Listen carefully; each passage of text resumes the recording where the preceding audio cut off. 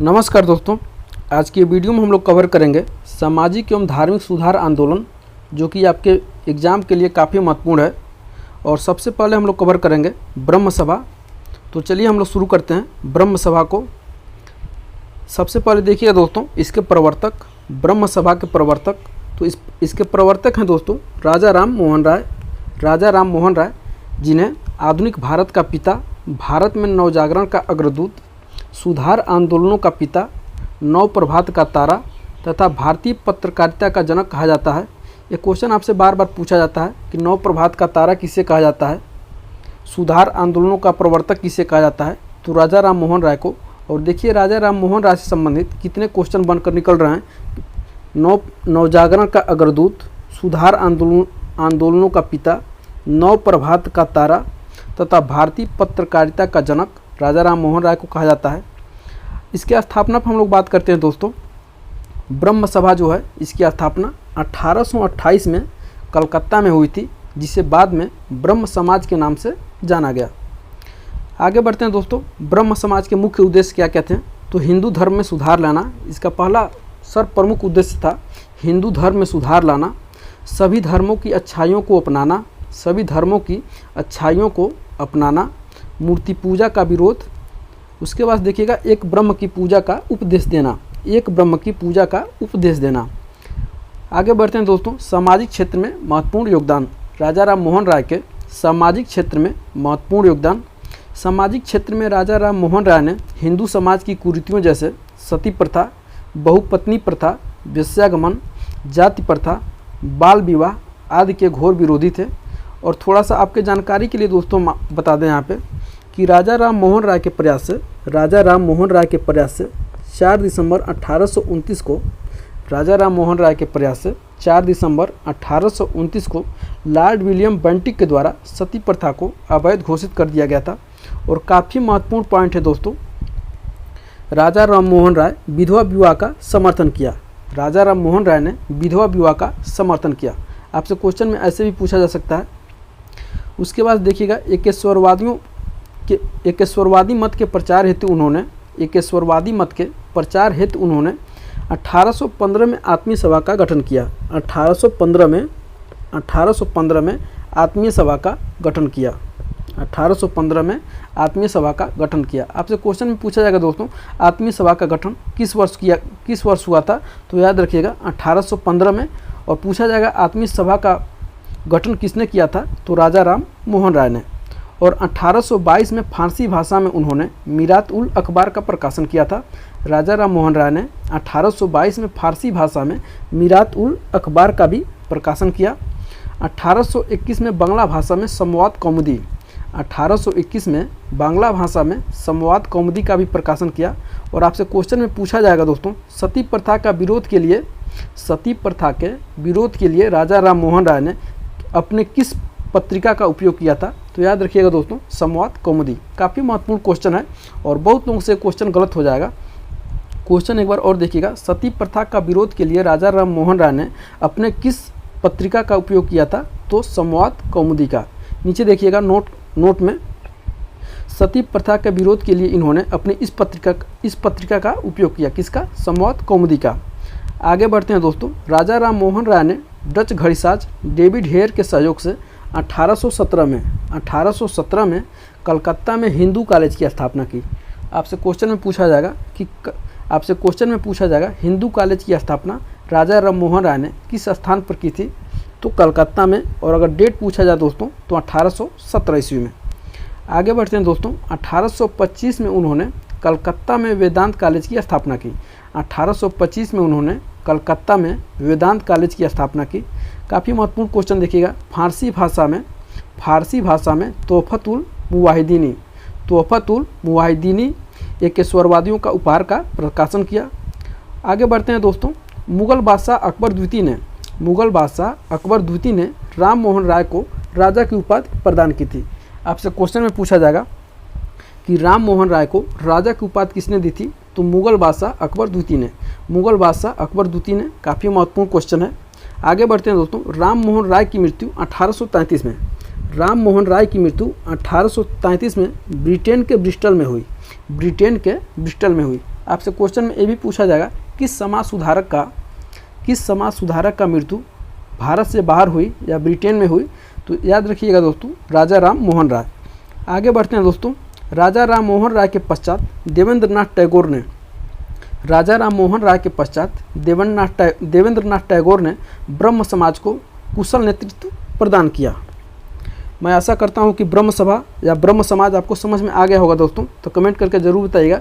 उसके बाद से हम लोग पढ़ते हैं प्रार्थना समाज। स्थापना देखिएगा दोस्तों 1867 में प्रार्थना समाज का स्थापना 1867 में कहाँ पे हुआ था? महाराष्ट्र में। आपसे क्वेश्चन में पूछ लिया जाएगा कि ब्रह्म समाज का स्थापना कहाँ पे हुआ, स्थान का नाम पूछ लिया जाएगा, प्रार्थना समाज कहाँ पे हुआ। इस तरह से आपको एलिमिनेट करने के लिए क्वेश्चन में आ जाएगा, तो याद रखिएगा। उसके बाद देखिएगा संगठन का मुख्य उद्देश्य माफ़ करिएगा दोस्तों, प्रार्थना समाज का मुख्य उद्देश्य क्या था? हिंदू धर्म तथा समाज में सुधार लाना। इसने एक ब्रह्म की उपासना का संदेश दिया था। प्रार्थना समाज ने एक ब्रह्म की उपासना का संदेश दिया। प्रार्थना समाज की स्थापना डॉक्टर आत्माराम पांडुरंग ने की थी। बाद में आरसी भंडारकर तथा महादेव गोविंद रनाडे इस संगठन में शामिल हुए। क्वेश्चन में पूछा जाएगा दोस्तों, इस समाज को प्रसिद्धि दिलाने का श्रेय किसे जाता है? यानी प्रार्थना समाज को प्रसिद्धि दिलाने का श्रेय किसे जाता है? तो याद रखिएगा दोस्तों रनाडे को, यानी महादेव गोविंद रनाडे। और क्वेश्चन में आपसे कभी कभी पूछ लिया जाता है महाराष्ट्र का सुकरात किसे कहा जाता है? तो महाराष्ट्र का सुकरात किसे कहा जाता है? तो महादेव गोविंद रनाडे, भूलिएगा नहीं दोस्तों। आगे बढ़ते हैं। आर्य महिला समाज की स्थापना पंडिता रमाबाई ने की थी। काफ़ी महत्वपूर्ण क्वेश्चन है। आर्य महिला समाज की स्थापना किसने की थी? तो पंडिता रमाबाई ने। आगे बढ़ते हैं दोस्तों, रनाडे के शिष्य गोपाल कृष्ण गोखले। रनाडे के शिष्य यानी महादेव गोविंद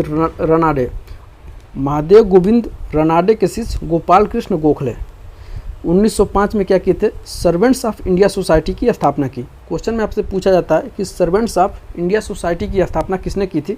तो याद रखिएगा दोस्तों गोपाल कृष्ण गोखले। और कब किए थे? तो 1905 में।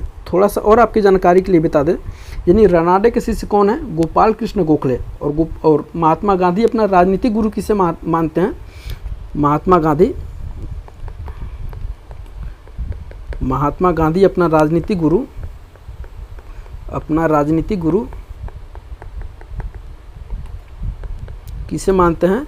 तो गोपाल कृष्ण गोखले को।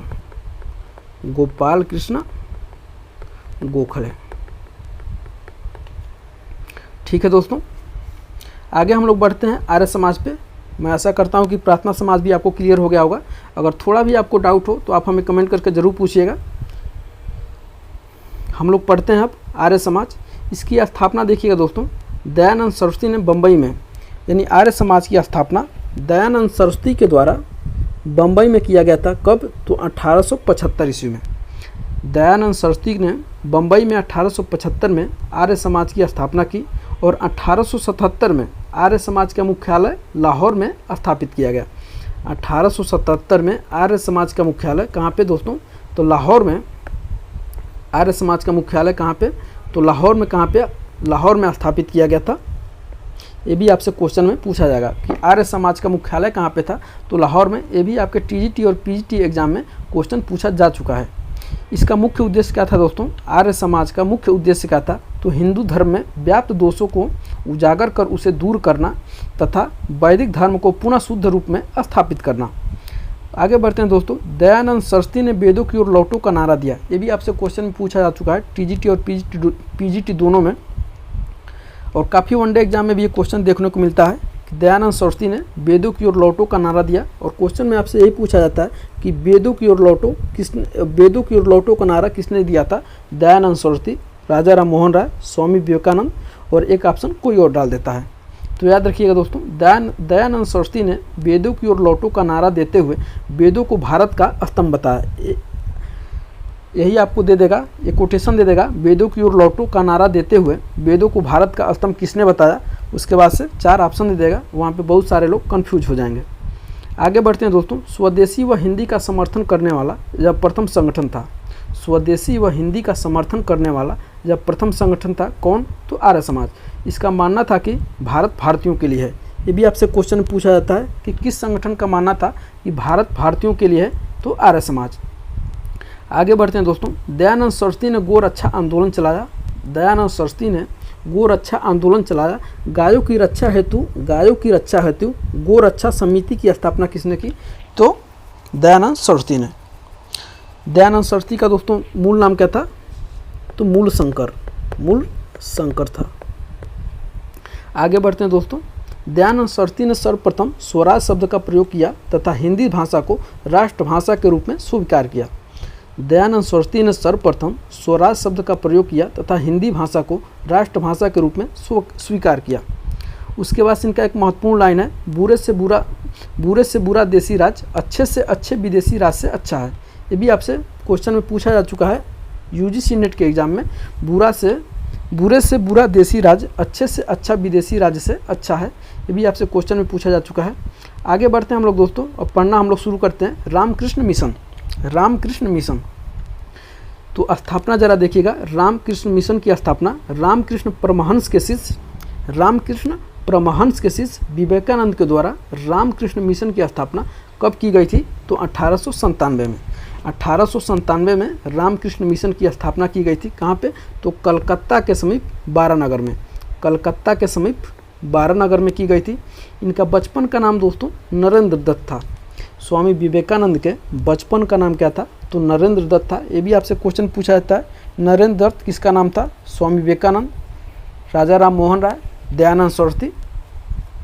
तो इस तरह से आपसे क्वेश्चन में पूछा जाता है। बचपन का नाम नरेंद्र दत्त। 1893 में अमेरिका के शिकागो शहर में आयोजित विश्व धर्म सम्मेलन में स्वामी विवेकानंद ने भारत का नेतृत्व किया था। सम्मेलन में जाने से पूर्व ही नरेंद्र दत्त का नाम बदलकर महाराज खेतड़ी के सुझाव पर स्वामी विवेकानंद नाम इनका रख दिया गया। यानी जब इस सम्मेलन में जाने से पूर्व इनका नाम नरेंद्र दत्त से स्वामी विवेकानंद कर दिया गया। विवेकानंद ने कहा है कि जब तक करोड़ों व्यक्ति भूखे और अज्ञानी हैं तब तक मैं उस प्रत्येक व्यक्ति को देशद्रोही मानता हूं जो उन्हीं के खर्चों पर शिक्षा ग्रहण करता है। एक बार और पढ़ देते हैं। विवेकानंद ने कहा है कि जब तक करोड़ों व्यक्ति भूखे और अज्ञानी हैं तब तक मैं उस प्रत्येक व्यक्ति को देशद्रोही मानता हूं जो उन्हीं के खर्चे पर शिक्षा ग्रहण करता है। आगे बढ़ते हैं दोस्तों।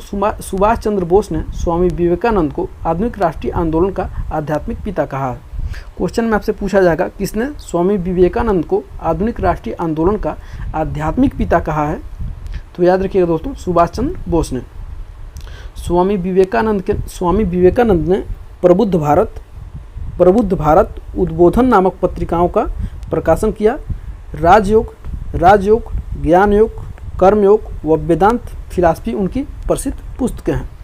तो मैं आशा करता हूं कि आपको रामकृष्ण मिशन के महत्वपूर्ण पॉइंट समझ में आ गए होंगे और एग्ज़ाम से पहले आपको यही करना है, बस वीडियो को एक बार देख लेना है और सारे पॉइंट आपका क्लियर हो जाएंगे। आगे बढ़ते हैं दोस्तों। थियोसॉफिकल सोसाइटी इसकी स्थापना 1875 में न्यूयॉर्क में। थियोसॉफिकल सोसाइटी की स्थापना 1875 में न्यूयॉर्क में मैडम हेलेना पेट्रोवाना ब्लवात्स्की तथा कर्नल हेनरी स्टर्ली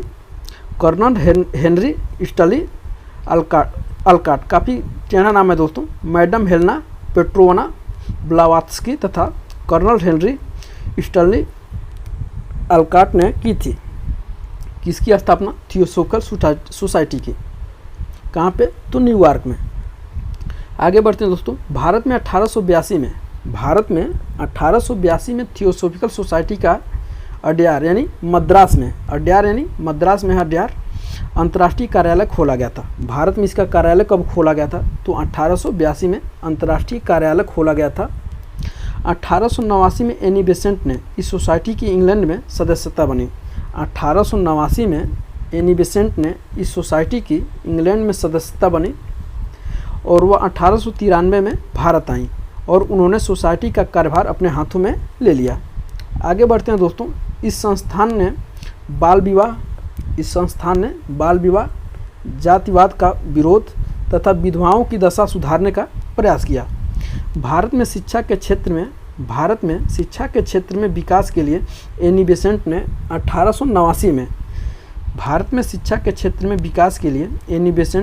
1889 में सेंट्रल हिंदू कॉलेज की स्थापना की, जो 1916 में मदन मोहन मालवीय जी के प्रयासों से बनारस हिंदू विश्वविद्यालय बना।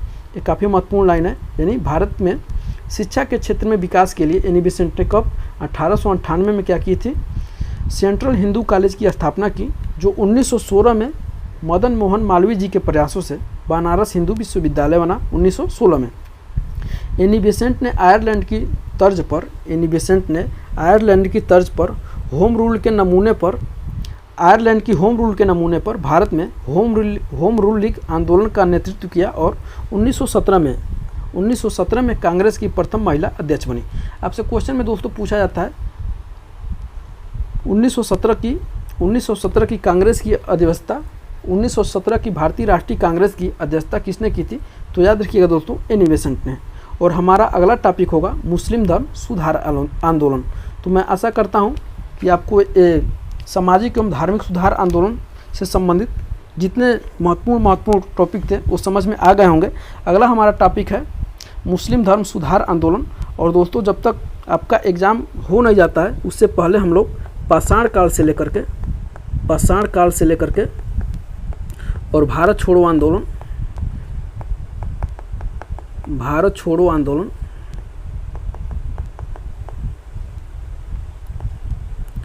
1947 तक, हम लोग 1947 तक यानी भारत के आज़ादी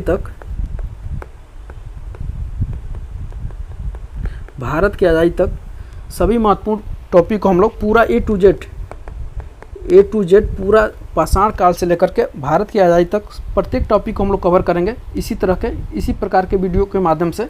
और मैं आशा करता हूं कि आपके एग्ज़ाम से पहले पूरा तैयारी हो जाएगी। शॉर्ट फॉर्म है वीडियो का। तो मिलते हैं दोस्तों अगले वीडियो में। और वीडियो आपको अच्छा लगा तो अपने दोस्तों के साथ शेयर करना नहीं भूलिएगा। मिलते हैं अगले वीडियो में, तब तक के लिए बहुत बहुत धन्यवाद।